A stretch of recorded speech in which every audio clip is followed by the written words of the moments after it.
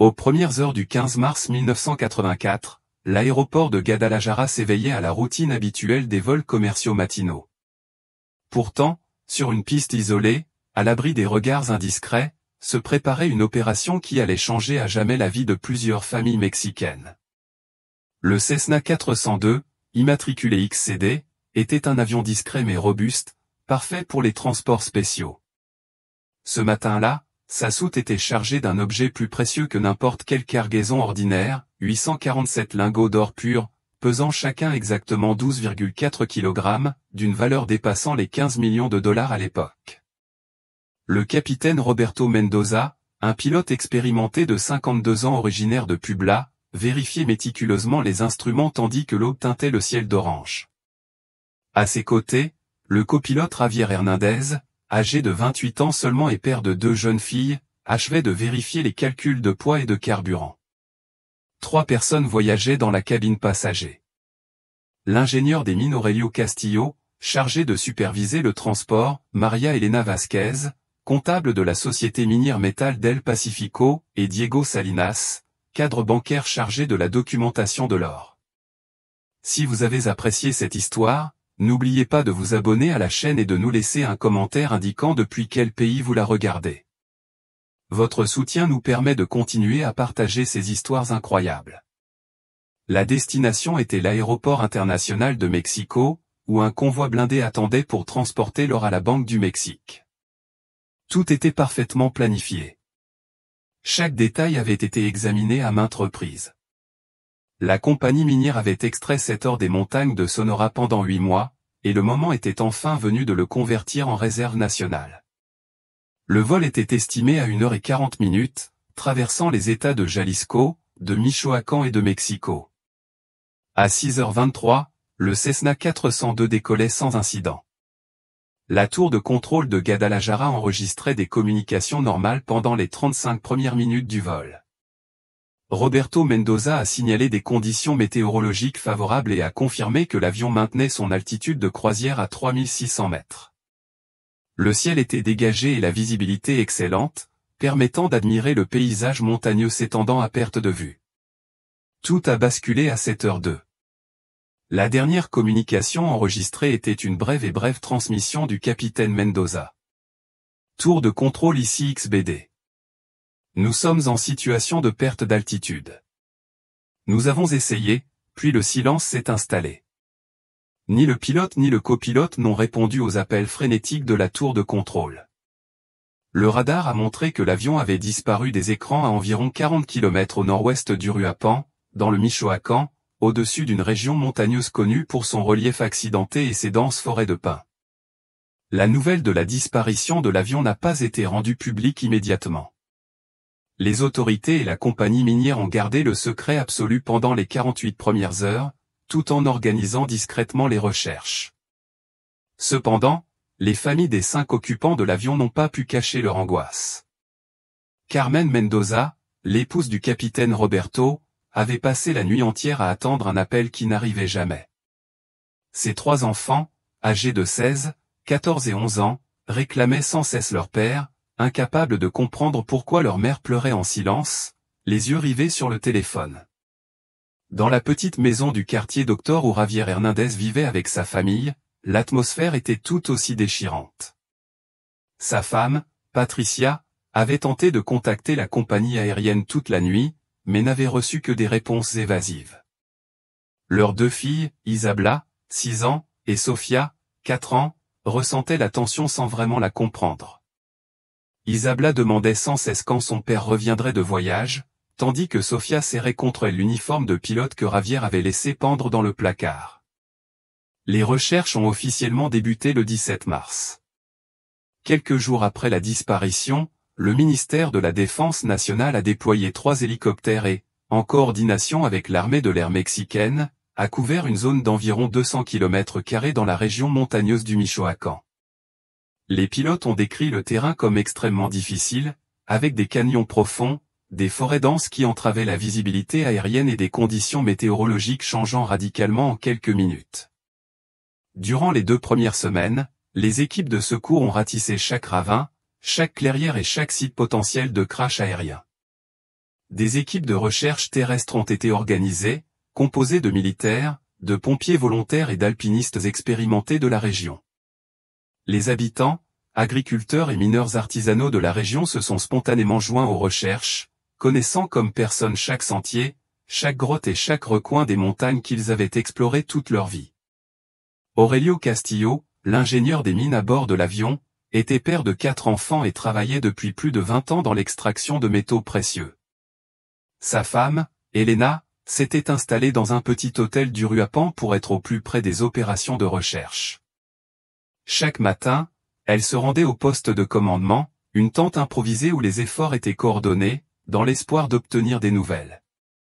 Sa détermination était inébranlable, mais son regard reflétait une douleur qui grandissait chaque jour qui passait sans réponse. Maria Elena Vasquez, la comptable de 34 ans qui voyageait également à bord, avait laissé sa mère âgée à Guadalajara avec la promesse de revenir l'après-midi même. Donia Refugio, 78 ans et souffrant de problèmes de santé, ne comprenait pas pourquoi sa fille n'était pas rentrée. Des voisins se sont organisés pour prendre soin d'elle, l'accompagnant à tour de rôle en attendant des nouvelles qui n'arrivaient jamais. La vieille femme répétait sans cesse que Maria Elena était très responsable, qu'elle ne partirait jamais sans prévenir, que quelque chose de terrible avait dû se produire. Diego Salinas, le directeur de la banque, avait planifié ce voyage comme une simple routine professionnelle. À 45 ans, il menait une vie ordonnée et prévisible avec sa femme, Rosa, et leurs 2 enfants adolescents. Rosa était devenue le centre de communication informelle entre toutes les familles touchées. Sa maison était devenue un lieu de rencontre où épouses, enfants et parents des disparus se réunissaient pour partager informations, rumeurs, espoirs et craintes. Les autorités ont traité l'information avec une extrême prudence, principalement en raison de la valeur de la cargaison transportée par l'avion. La nouvelle de la disparition de leur risquait d'attirer chasseurs de trésors, pillards et criminels dans la zone, compliquant encore les opérations de recherche et mettant en péril la sécurité des équipes de secours. Cependant, maintenir le secret devenait chaque jour plus difficile. Surtout lorsque les familles ont commencé à réclamer publiquement des réponses. Après un mois de recherches intensives sans résultat, les opérations officielles ont été considérablement réduites. Les hélicoptères sont retournés à leur base, les soldats ont été affectés à d'autres missions et le camp de recherche a été progressivement démantelé. Pour les familles, cette réduction des efforts a été ressentie comme une trahison, comme si leurs proches avaient été oubliés par les autorités. Pourtant, elles n'ont pas baissé les bras. Carmen Mendoza a vendu une partie de ses biens pour engager un pilote privé afin d'effectuer des vols de recherche supplémentaires. Pendant 6 mois, chaque week-end, ce petit avion survolait les montagnes du Michoacán tandis que Carmen scrutait le paysage aux jumelles, à la recherche du moindre signe, du moindre reflet métallique, de la moindre irrégularité dans la végétation qui pourrait indiquer la présence de l'épave du Cessna. Ses enfants. Ils les ont accompagnés dans ces vols, partageant leur détermination, mais aussi leur désespoir grandissant. Patricia Hernandez, quant à elle, s'est transformée en chercheuse infatigable. Elle a établi des contacts avec d'autres proches de victimes d'accidents d'avion. Elle a étudié des cas similaires et a appris tout ce qu'elle pouvait sur les techniques de recherche et de sauvetage. Elle a organisé des expéditions terrestres le week-end, persuadant amis, familles et bénévoles de l'accompagner sur des sentiers de montagne isolés. Ses 2 filles, qui avaient considérablement grandi pendant cette première année de recherche, lui demandaient souvent si elle retrouverait un jour papa. La communauté minière de Sonora, d'où provenait l'or, s'est également impliquée dans les recherches. Des métallurgistes du Pacifique ont organisé des collectes pour soutenir financièrement les familles et financer d'autres expéditions de recherche. Certains des mineurs les plus expérimentés se sont rendus au Michoacán pendant leurs vacances pour participer aux recherches, apportant leur connaissance du terrain montagneux et leur expérience dans la localisation de filons et de cavernes. Au cours de la 2e année, plusieurs témoignages de résidents locaux ont été recueillis, affirmant avoir entendu le bruit d'un avion volant à basse altitude au petit matin du 15 mars 1984. Un agriculteur nommé Evaristo Moral, qui vivait dans un ranch isolé près de la chaîne de montagnes de Cualcomán, se souvient s'être réveillé au son des moteurs, suivi d'un silence soudain. Cependant, à l'époque, il n'y avait pas vraiment prêté attention, pensant qu'il s'agissait simplement d'un vol régulier parmi d'autres qui survolaient occasionnellement la région. Un autre témoignage important est venu de Crescencio Lopez, un muletier qui transportait des marchandises entre des villages reculés de la région. Il prétendit avoir vu une colonne de fumée noire s'élever d'un profond canyon environ 3 jours après la disparition. Crescencio avait tenté d'enquêter, mais le terrain était trop dangereux pour descendre seul. Et lorsqu'il revint avec de l'aide plusieurs jours plus tard, il n'y avait aucune trace de fumée ni d'activité inhabituelle. Ces récits, bien que non entièrement vérifiés, ont fourni aux familles de nouveaux domaines de recherche. Elena Castillo, la veuve de l'ingénieur des mines, a engagé un groupe de spéléologues professionnels pour explorer les grottes et cavernes de la région indiquées par Crescencio Lopez. Pendant 3 mois, ces spécialistes ont exploré des dizaines de grottes, dont beaucoup étaient inexplorées, documentant chaque expédition par des photographies et des cartes détaillées. Leur travail a révélé l'incroyable complexité du système souterrain de la région. Certaines grottes s'étendaient sur des kilomètres sous terre, reliées entre elles par d'étroits passages et de larges salles. À plusieurs reprises, ils ont découvert des vestiges d'activité humaine ancienne, des outils en pierre, des fragments de poterie et des peintures rupestres suggérant que ces grottes avaient été utilisées par des populations indigènes pendant des siècles. Rosa Salinas, la veuve du directeur de banque, était devenue une sorte de coordinatrice générale de toutes les activités de recherche. Sa maison à Mexico servait de centre d'opération, archivant cartes, photographies aériennes, témoignages et rapports de toutes les expéditions entreprises. Rosa avait développé un système de catalogage méticuleux incluant les dates, les coordonnées, les conditions météorologiques et les résultats de chaque recherche. Au cours de la 3e année, les recherches sont devenues plus sporadiques, mais non moins déterminées. Les familles avaient appris à vivre dans l'incertitude, mais elles n'avaient jamais perdu espoir de trouver des réponses. Les enfants des disparus avaient considérablement grandi. Certains étaient déjà au lycée, d'autres commençaient l'université, mais tous partageaient le même vide et le même besoin de savoir ce qui était arrivé à leurs parents. Isabela Hernandez, la fille aînée du copilote, avait développé un profond intérêt pour l'aviation, inspirée par le souvenir de son père.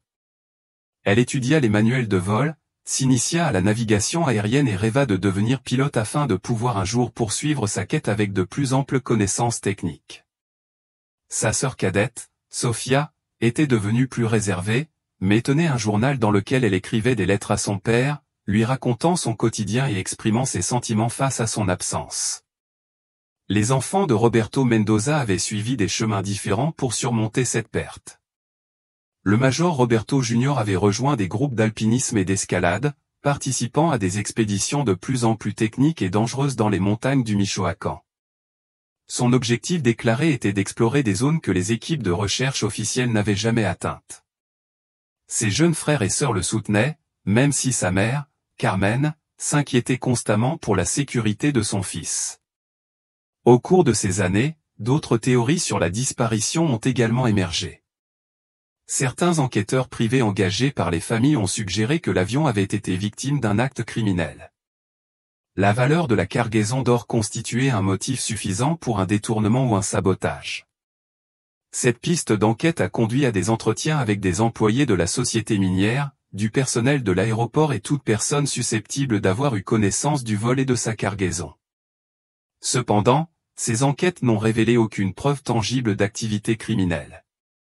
Tous les employés impliqués dans l'opération avaient un casier judiciaire vierge et des alibis vérifiables au moment de la disparition. Les systèmes de sécurité de l'aéroport n'ont révélé aucune activité suspecte, et les communications radio ont été examinées à plusieurs reprises sans révéler la moindre anomalie suggérant une interférence extérieure. La théorie la plus largement acceptée restait qu'un accident d'avion avait été causé par des conditions météorologiques soudaines ou une panne mécanique.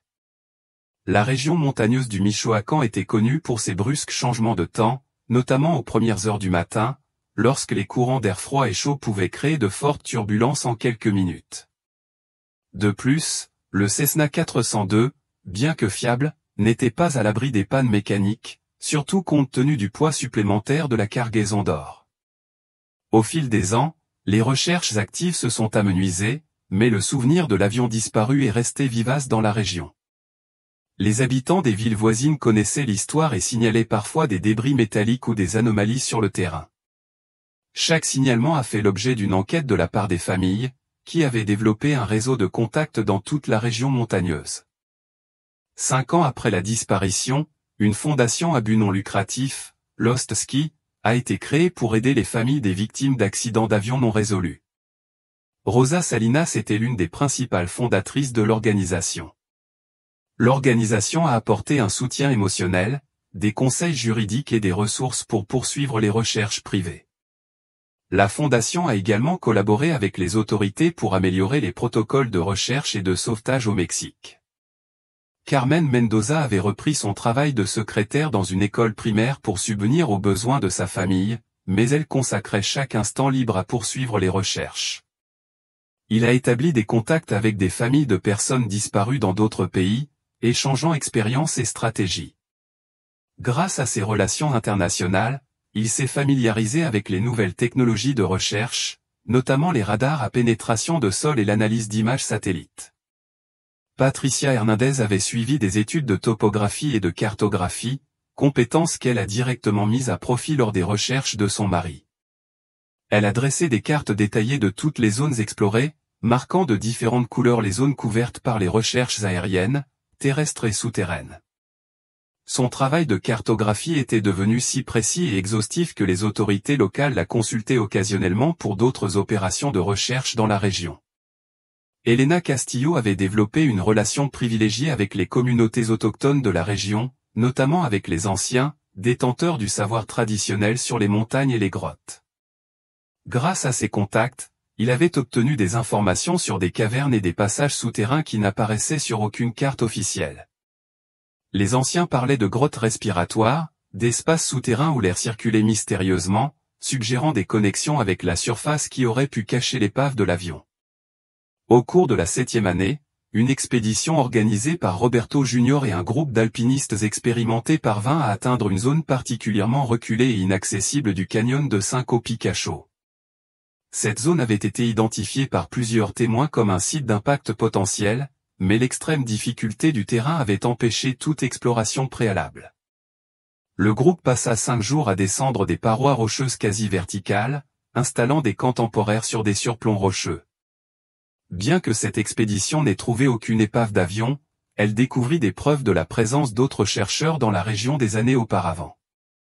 Ils trouvèrent des vestiges de matériel d'escalade abandonné, notamment des cordes détériorées et des mousquetons rouillés, suggérant que quelqu'un avait tenté d'explorer ces mêmes zones au cours des premières années suivant la disparition. Cette découverte raviva l'intérêt pour la région et donna lieu à des expéditions. Des recherches supplémentaires ont été menées avec un meilleur équipement et davantage de participants. Pour le 10e anniversaire de la disparition, les familles ont organisé une cérémonie commémorative à la cathédrale d'Uruapan. Plus de 200 personnes y ont assisté, dont des membres de la famille, des amis, des bénévoles ayant participé aux recherches et les autorités locales. Au cours de la cérémonie, 5 plaques portant les noms des disparus ont été bénies puis installées sur un monument du centre-ville. La cérémonie a également permis de renouveler l'engagement public à poursuivre les recherches. Rosa Salinas a annoncé la création d'un fonds spécial pour financer le recours aux nouvelles technologies, notamment des drones équipés de caméras haute résolution et de capteurs thermiques. Ces appareils modernes pouvaient explorer des zones inaccessibles aux recherches terrestres et détecter des anomalies métalliques qui auraient pu passer inaperçues lors de recherches précédentes. Dans les années qui ont suivi, la technologie des drones a révolutionné les capacités de recherche des familles. Les vols de drones permettaient de couvrir de vastes zones en quelques heures seulement, capturant des images détaillées qui étaient ensuite minutieusement analysées pour déceler toute irrégularité. Ces vols ont révélé des clairières dans la forêt invisible lors des relevés aériens traditionnels, ainsi que des formations rocheuses et des grottes jamais répertoriées. L'un des principaux avantages des drones résidait dans leur capacité à voler à très basse altitude et à naviguer parmi les arbres et les formations rocheuses. Cela leur permettait d'explorer des ravins étroits et des canyons profonds, inaccessibles aux hélicoptères lors des recherches officielles. Les opérateurs de drones, dont beaucoup étaient de jeunes bénévoles fascinés par la technologie et l'histoire de l'avion disparu, sont devenus partie intégrante des recherches. En 2000, 16 ans après la disparition, les familles avaient exploré plus de 500 km² de terrain montagneux. Elles étaient descendues dans plus de 200 grottes, photographié des milliers de formations rocheuses et interrogé des centaines d'habitants. Leur base de données comprenait plus de 10 000 photographies, 50 cartes détaillées et les témoignages de plus de 300 personnes. Isabela Hernandez avait réalisé son rêve de devenir pilote commercial et avait mis ses connaissances professionnelles au service des recherches. Sa connaissance technique de l'aérodynamique, de la navigation et des procédures d'urgence lui avait fourni de précieuses informations sur les causes possibles de la disparition de l'avion. Elle avait réalisé des simulations informatiques du vol, analysant différents scénarios de panne mécanique et les conditions météorologiques. Roberto Junior avait fondé une école d'alpinisme spécialisée dans les techniques de recherche et de sauvetage. Nombre de ses élèves étaient des proches de personnes disparues, et l'école était devenue un centre de formation pour les recherches civiles dans tout le Mexique. Les techniques développées par Roberto Junior et son équipe avaient été adoptées par des organisations de sauvetage professionnelles et avaient contribué au succès d'autres opérations de recherche dans le pays. Sofía Hernandez avait suivi une voie différente, étudiant la géologie avec une spécialisation en spéléologie. Sa compréhension scientifique de la formation des grottes et des systèmes souterrains avait apporté de nouvelles perspectives sur l'endroit où l'avion aurait pu atterrir. Sofía a émis l'hypothèse que si l'avion s'était écrasé dans une grotte, l'épave aurait pu être progressivement recouverte de sédiments et de formations calcaires, la rendant pratiquement invisible depuis la surface. Au début des années 2000, Sofía a dirigé des expéditions spécialement conçues pour explorer des grottes dont les caractéristiques géologiques pourraient avoir considérablement évolué depuis 1984.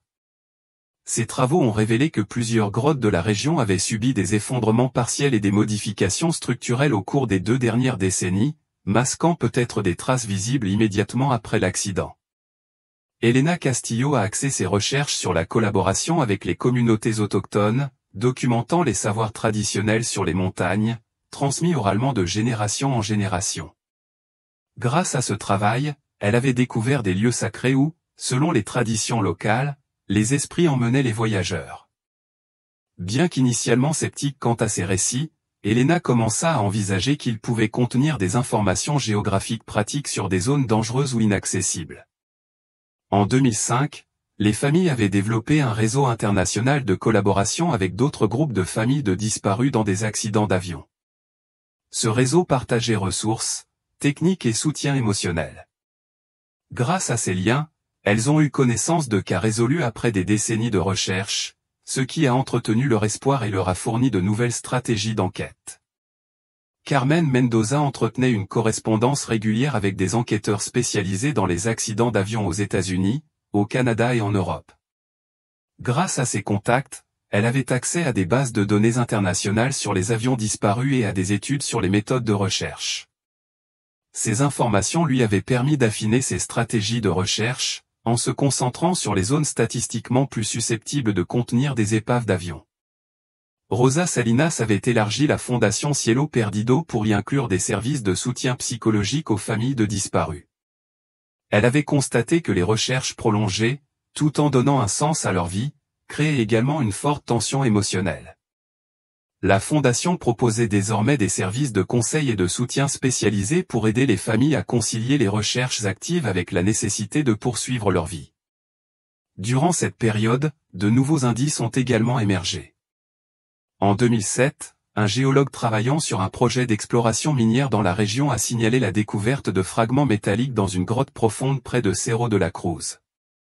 Les fragments ont été analysés et identifiés comme étant des pièces d'avion, mais les tests métallurgiques n'ont pas permis de confirmer s'il s'agissait du Cessna disparu ou d'un autre appareil.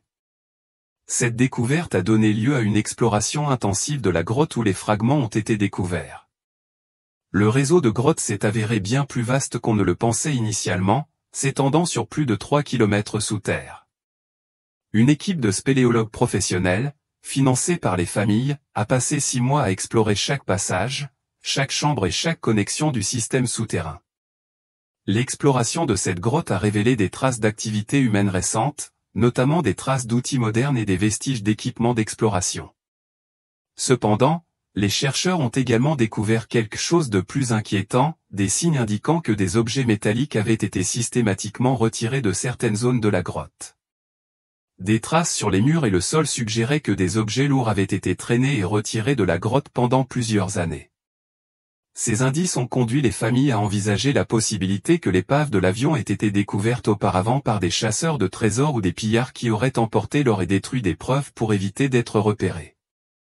Cette théorie était particulièrement douloureuse pour les familles, car elle suggérait qu'elles avaient peut-être cherché au bon endroit, mais des années après que les preuves aient été effacées. Cependant, les familles ne se sont pas laissées décourager par cette possibilité. Ils ont plutôt élargi leur enquête aux réseaux illégaux de négoce de métaux précieux et au marché noir de l'or. Rosa Salinas a contacté des enquêteurs spécialisés dans la criminalité financière et des experts en trafic de métaux précieux, à la recherche de toute transaction d'or suspecte remontant à 1984 ou aux années suivantes. Cette piste d'enquête s'est avérée extrêmement complexe, car le commerce de l'or, légal comme illégal, implique de multiples intermédiaires et traverse souvent les frontières internationales. Cependant, les enquêteurs ont identifié plusieurs cas d'importantes quantités d'or apparus sur le marché mexicain dans les années qui ont suivi la disparition, sans documentation claire sur leurs origines. En 2010, 26 ans après la disparition, les familles avaient mis en place l'opération de recherche civile la plus sophistiquée et la plus longue de l'histoire du Mexique. Leur travail avait contribué au développement de nouvelles techniques de recherche et de sauvetage. Il avait permis de cartographier en détail des régions jusque-là inexplorées et de créer un réseau de soutien pour d'autres familles.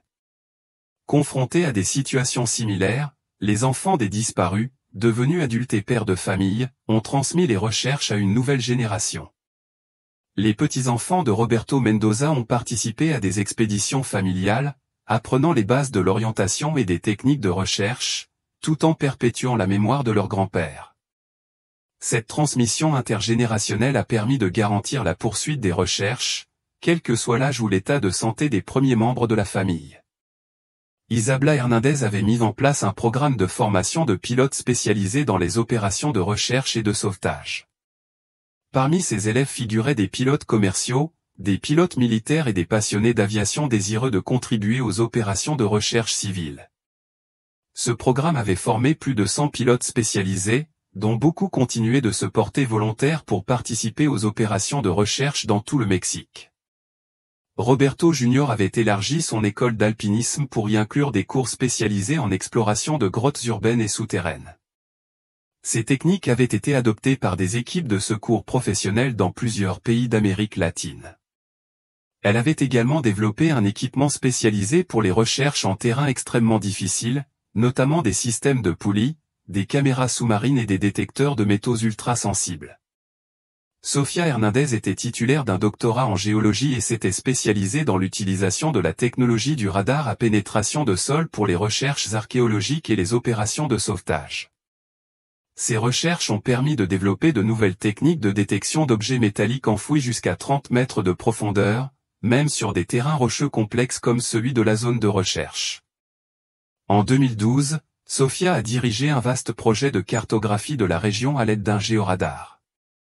Ce projet, financé par des universités mexicaines et des organismes de recherche internationaux, a permis de créer la carte souterraine la plus détaillée jamais réalisée des montagnes du Michoacán. Cette cartographie a révélé l'existence de plus de 400 cavités souterraines jusqu'alors inconnues, dont beaucoup étaient suffisamment grandes pour contenir un avion. Elle a également identifié plusieurs anomalies métalliques souterraines nécessitant des investigations plus approfondies. Au cours des 2 années suivantes, les équipes d'exploration ont étudié plus de 50 de ces anomalies. La plupart se sont révélées être des gisements minéraux naturels ou des vestiges d'une activité minière historique, mais plusieurs sont restés inexpliqués et ont continué à faire l'objet de recherches actives. Elena Castillo avait constitué des archives historiques complètes sur l'activité minière dans la région, documentant toutes les opérations d'extraction depuis la période coloniale jusqu'à nos jours. Ces recherches ont révélé que plusieurs grottes de la zone de recherche avaient été exploitées comme mines d'argent au XVIIe et XIXe siècle, puis abandonnées sans cartographie adéquate. Ces informations historiques ont apporté de nouvelles perspectives sur la géographie souterraine de la région. Nombre de mines abandonnées comportaient des tunnels s'étendant sur des kilomètres, reliés entre eux par des voies non documentées dans les archives officielles. Helena a émis l'hypothèse que l'avion aurait pu tomber dans une ouverture reliée à cet ancien réseau de tunnels, étant entraîné ou glissant vers des zones beaucoup plus profondes qu'initialement envisagées. Pour tester cette théorie, Helena organisa des expéditions spécialement conçues pour explorer des mines abandonnées dotées d'ouvertures à la surface. Ces expéditions nécessitaient du matériel minier spécialisé, notamment des systèmes de ventilation portables, des détecteurs de gaz toxiques et des équipements de communication fonctionnant sous terre. Les explorateurs ont également dû faire face à la possibilité d'effondrements structurels dans des tunnels abandonnés depuis plus d'un siècle. Carmen Mendoza, aujourd'hui septuagénaire, a progressivement transféré la direction des recherches à la jeune génération, tout en continuant de participer activement à la planification et à la coordination. Leur maison était devenue un musée informel de la recherche, avec des murs couverts de cartes, de photographies d'expéditions et de correspondances avec des chercheurs du monde entier. Carmen avait commencé à travailler sur un livre qui retracerait l'histoire complète de la recherche, non seulement comme témoignage historique, mais aussi comme guide pour d'autres familles confrontées à des situations similaires. L'ouvrage inclurait des techniques de recherche, des ressources juridiques, des stratégies organisationnelles et des conseils pour garder espoir lors de recherches prolongées. Rosa Salinas avait développé la Fondation Cielo Perdido en y intégrant un centre international de formation aux recherches civiles. Ce centre proposait des cours intensifs aux familles de personnes disparues, leur enseignant les techniques de recherche, l'utilisation des technologies, la coordination avec les autorités et la gestion du stress émotionnel. Les diplômés du programme ont mis en place des opérations de recherche réussies dans d'autres pays d'Amérique latine. En 2013, le programme de formation de la Fondation a reçu une reconnaissance internationale, plusieurs techniques développées lors des recherches du CESNA ont été officiellement adoptées par des organisations de recherche et de sauvetage au Chili, en Colombie et au Pérou. Cette reconnaissance a permis d'accéder à des ressources supplémentaires et d'établir des collaborations avec des universités et des instituts de recherche spécialisés dans les technologies de recherche. Pour le 3e anniversaire de la disparition, en 2014, les familles ont organisé une expédition commémorative qui a réuni plus de 100 participants, dont des proches d'origine, leurs enfants et petits-enfants, des bénévoles vétérans et de nouveaux participants inspirés par l'histoire. L'expédition a duré 2 semaines et a couvert des zones jusque-là inexplorées. Ces cibles ont été identifiées comme prioritaires grâce à 3 décennies de recherche. Cette expédition, qui célébrait son 3e anniversaire, a fait appel aux technologies les plus avancées, notamment des drones multidétection, des radars de pointe et des systèmes de communication par satellite permettant une coordination en temps réel entre les équipes réparties sur une zone de 100 km². L'expédition comprenait également une équipe de documentation qui a consigné chaque aspect des recherches pour référence ultérieure. Bien que l'expédition du 3e anniversaire n'ait pas permis de localiser l'épave de l'avion, elle a établi de nouvelles normes pour les opérations de recherche civile et démontré la faisabilité des recherches organisées par des familles élargies. La couverture médiatique internationale de l'expédition a incité des familles d'autres pays à organiser leurs propres recherches pour retrouver leurs proches disparus. Isabela Hernandez avait développé un programme de simulation informatique modélisant les conditions météorologiques historiques du jour de la disparition, combinées aux caractéristiques de vol spécifiques du Cessna 402. Ces simulations suggèrent que le vent et les conditions turbulentes du matin du 15 mars 1984 auraient pu forcer l'avion à s'écarter considérablement de sa route prévue, élargissant la zone de recherche potentielle dans des directions non prises en compte lors des recherches officielles initiales. Sur la base de ces simulations, Isabela a identifié une nouvelle zone de recherche à environ 60 km au sud-est de la zone traditionnelle. Cette zone avait reçu peu d'attention lors des recherches officielles, car elle était considérée comme hors de portée des carburants de l'avion, mais les simulations ont suggéré que des conditions météorologiques particulières auraient pu attirer l'avion vers cette zone. Roberto Jr. a organisé des expéditions de reconnaissance dans cette nouvelle région en 2015 et 2016. Le terrain s'est avéré encore plus difficile que la zone de recherche initiale, avec des canyons plus profonds, une végétation plus dense et un accès extrêmement limité. Cependant, la zone présentait également moins de traces d'exploration antérieure, ce qui suggère que si l'avion s'était écrasé là, l'épave aurait pu être moins perturbée. Au cours de ces expéditions de reconnaissance, l'équipe de Roberto Junior a établi des camps de base à des endroits stratégiques et a aménagé des voies d'accès à des zones jusque-là inexplorées. Ce travail exigeait des techniques d'alpinisme extrême, notamment l'escalade, la descente en rappel dans des grottes profondes et la traversée d'une jungle dense sans sentier balisé. Sofia Hernandez a adapté ces techniques de géoradar au terrain plus difficile de la nouvelle zone de recherche. L'équipe a dû être transportée par hélicoptère vers des zones reculées et opérer dans des conditions extrêmement difficiles. Cependant, la cartographie radar a révélé plusieurs anomalies intéressantes, notamment ce qui semble être d'importantes masses métalliques enfouies sous une végétation dense et des formations rocheuses.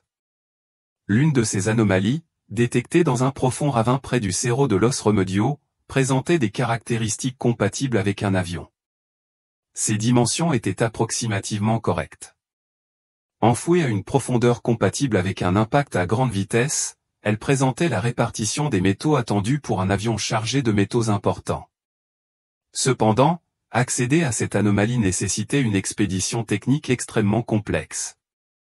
Le ravin présentait des parois verticales de plus de 200 mètres de profondeur, accessibles uniquement par des techniques combinées de spéléologie et d'alpinisme. Elena Castillo a mis sur pied une équipe spécialisée comprenant des spéléologues expérimentés en sauvetage technique et des géologues spécialisés dans les fouilles en terrain rocheux.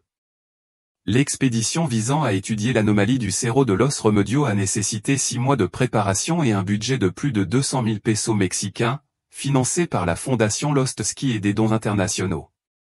L'équipe comprenait 12 spécialistes et a nécessité le transport de plus de 2 tonnes de matériel spécialisé vers un lieu extrêmement isolé. L'expédition s'est déroulée en avril et mai 2017, 33 ans après la disparition initiale. L'équipe a établi un camp de base au bord du ravin et a utilisé un système complexe de cordes et de poulies pour descendre le matériel et le personnel jusqu'à la profondeur où l'anomalie avait été détectée. Les conditions au fond du ravin étaient extrêmement difficiles, forte humidité, température constante d'environ 15 degrés Celsius et accès limité à la lumière naturelle. Les premiers jours de fouilles sur le site de l'anomalie ont révélé des indices prometteurs, des fragments métalliques présentant des traces d'impact compatibles avec un accident d'avion. Cependant, les travaux d'excavation ont été extrêmement lents en raison des conditions difficiles et de la nécessité de préserver soigneusement toute trace potentielle. Au 3e jour des fouilles, l'équipe fit une découverte qui allait tout changer, une plaque d'immatriculation d'avion, partiellement enfouie sous des roches et des sédiments. La plaque était gravement endommagée et corrodée, mais des portions du numéro d'immatriculation étaient encore visibles. Bien que partiellement visibles, les caractères visibles correspondaient à l'immatriculation de l'avion disparu. Cette découverte a incité à des fouilles plus intensives dans les environs. Au cours des 3 semaines suivantes, l'équipe a soigneusement retiré des tonnes de roches et progressivement davantage de débris d'avions. Les fragments correspondaient à ceux d'un Cessna 402, et leur répartition suggérait un impact à grande vitesse suivi d'un enfouissement partiel sous des chutes de pierres et une accumulation de sédiments sur plusieurs décennies. La découverte la plus passionnante a eu lieu au cours de la 4e semaine de fouilles, une section du fuselage suffisamment grande pour contenir des numéros de série vérifiables. Gravement endommagés et corrodés, les experts en aéronautique ont pu confirmer que les numéros de série correspondaient à ceux de l'avion disparu. Après 33 ans de recherche, les familles avaient enfin retrouvé leurs proches. Cependant, cette découverte posait également de nouveaux défis. Le lieu du crash se trouvait dans un endroit extrêmement isolé et dangereux, ce qui rendait les opérations de récupération complexes et coûteuses. De plus, la répartition des débris suggérait que l'avion s'était désintégré lors de l'impact, éparpillant débris et cargaisons sur une large zone du fond du canyon. Les autorités ont été immédiatement informées de la découverte, et des équipes de spécialistes de la police scientifique, d'enquêteurs aéronautiques et d'experts en récupération se sont réunis pour entamer le processus complexe d'investigation sur le site et de récupération de l'épave. Après 3 décennies d'incertitude, les familles ont enfin pu affronter la réalité émotionnelle de la perte confirmée, tout en éprouvant le soulagement d'avoir obtenu des réponses à leurs questions. Carmen Mendoza, aujourd'hui âgée de 78 ans, a été l'une des premières membres de la famille à se rendre sur les lieux du crash. En descendant dans le canyon avec l'aide de l'équipe technique, elle a pu voir de ses propres yeux où son mari avait passé ses derniers instants. Cette expérience, à la fois bouleversante et apaisante, lui a apporté un sentiment de paix qui lui avait manqué pendant 33 ans. Patricia Hernandez, accompagnée de ses filles Isabela et Sofia, a effectué la difficile descente pour rendre hommage à son mari et père. Les compétences techniques qu'Isabela et Sofia avaient acquises au fil des décennies de recherche leur ont permis de collaborer aux opérations de récupération, transformant leur expérience d'outils de recherche en instruments de guérison. Elena Castillo, dont l'expertise géologique a largement contribué à la localisation du lieu du crash, a collaboré étroitement avec les équipes médico-légales pour comprendre la séquence des événements ayant conduit à l'accident et à l'ensevelissement des débris. Son analyse suggère que l'avion a percuté la paroi du canyon par mauvaise visibilité, probablement en raison de brusques changements météorologiques, et que des chutes de pierres ont progressivement enseveli l'épave. Rosa Salinas a coordonné les relations avec les médias et l'information publique concernant la découverte, veillant au respect de la vie privée des familles et partageant cette histoire comme un exemple de la persévérance et de la force des efforts de recherche civils organisés. La découverte a suscité une attention internationale et est devenue un cas d'école pour les opérations de recherche et de récupération à long terme. L'opération de récupération a duré 6 mois supplémentaires. Les équipes ont travaillé avec acharnement pour extraire des restes humains, des effets personnels et des débris d'avions du complexe Canyon. La cargaison d'or, dispersée sur le site du crash, a été progressivement récupérée, chaque lingot soigneusement documenté et finalement restitué aux autorités compétentes. Lors de la récupération, des effets personnels ont également été retrouvés, offrant un aperçu poignant des derniers instants du vol. Le sac de vol de Javier Hernandez contenait des lettres qu'il avait écrites à ses filles, mais qu'il n'avait jamais envoyées. Le journal de bord personnel de Roberto Mendoza contenait ses dernières notes, notamment sur les conditions météorologiques et la planification du vol pour ce voyage fatidique. Maria Elena Vasquez transportait des photos de sa mère âgée et des relevés comptables détaillés de la cargaison d'or. La mallette d'Aurelio Castillo contenait des études géologiques et des rapports miniers, ainsi qu'un petit cadeau qu'il avait acheté pour son plus jeune fils. Diego Salinas transportait des documents bancaires et un petit carnet où il planifiait des vacances en famille qui n'auraient jamais lieu. Ces effets personnels, retrouvés après 33 ans, ont permis aux familles de garder un lien tangible avec les derniers jours de leurs proches. Préservés avec soin, ils ont été restitués aux familles, devenant de précieux souvenirs qui ont contribué à la guérison apportée par la découverte du lieu du crash. L'analyse de l'épave de l'avion a confirmé que l'accident était dû à une combinaison de changements météorologiques soudains et de contraintes mécaniques liées à la lourde charge de l'appareil. L'enquête n'a révélé aucune preuve d'activité criminelle ou de sabotage, confirmant que la disparition était un accident tragique et non un acte intentionnel.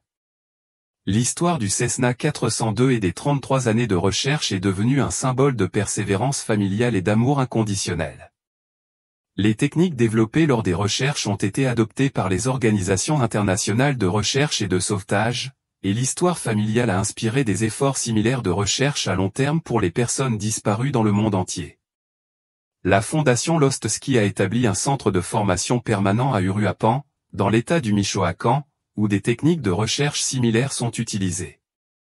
Une musique est utilisée dans le cadre des cas de disparition en cours en Amérique latine.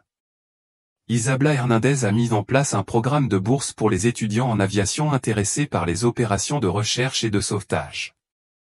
Ce programme, financé par la Fondation et des dons internationaux, a formé des centaines de pilotes aux techniques de recherche spécialisées et a contribué à la résolution de nombreux cas de disparition d'avions au Mexique et en Amérique centrale. Roberto Jr. a développé son école d'alpinisme pour y inclure un centre de formation spécialisé en recherche et sauvetage, qui travaille en étroite collaboration avec les équipes d'intervention d'urgence militaires et civiles.